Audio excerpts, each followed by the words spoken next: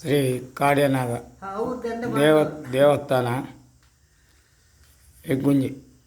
ನಾವು SC ಅವರು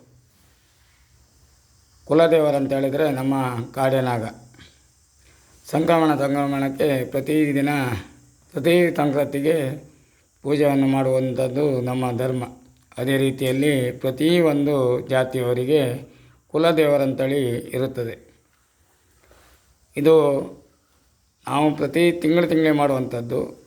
ಮತ್ತು ಬೇರೆಯವರೆಲ್ಲ ವರ್ಷಕ್ಕೊಮ್ಮೆ ದೇವಭೋಗ ಹಾಗೆ ಇಂಥದ್ದೆಲ್ಲ ಇತಿಹಾಸ ಅದರಲ್ಲಿ ಅವರವರು ಒಂದೊಂದು ಪೂಜೆಯನ್ನು ಮಾಡುತ್ತಾರೆ.